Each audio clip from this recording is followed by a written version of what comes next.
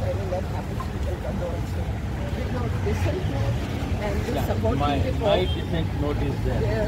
I was only the person in the whole committee.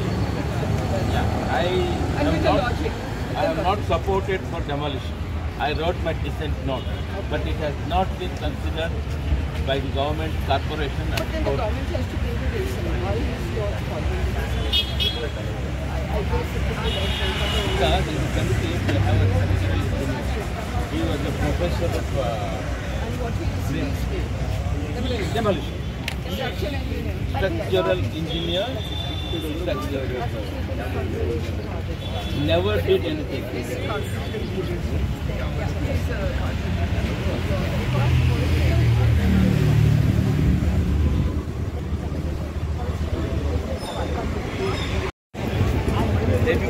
I was with them here.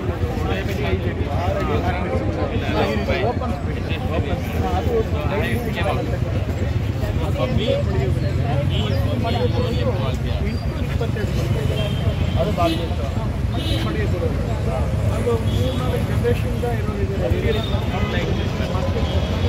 Park my cycle here. Only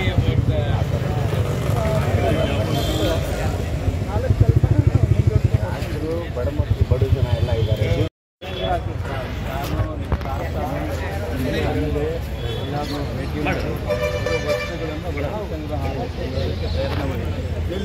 Mysuru university.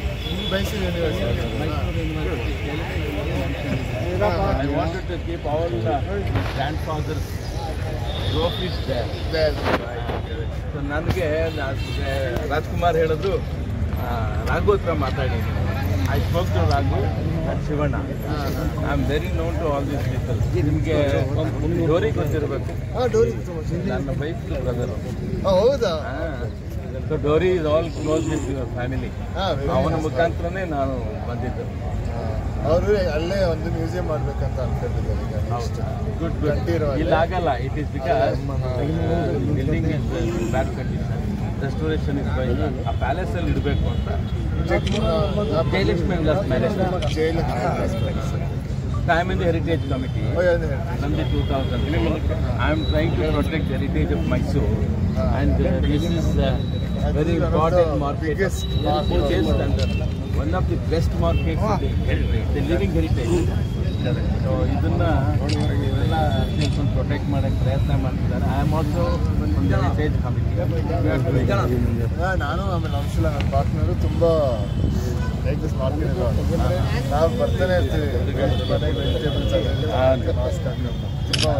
ಅಯ್ಯೋ, ನಮ್ಮ ತಾಯಿ ನಾನು ಇಲ್ಲಿಂದ ತಂದು ಕೊಟ್ಟರೆ ಮನೇಲಿ ಊಟ ಹಾಕ್ತಾ ಇದ್ದೆ. ಸೈಕಲ್ ಹೊಡ್ಕೊಂಡು ಬಂದು ಸೈಕಲ್ ಇಲ್ಲಿ ನಿಲ್ಲಿಸಿ ತೊಗೊಂಡು ಹೋಗ್ತಾ ಇದ್ದೆ. Good to meet you.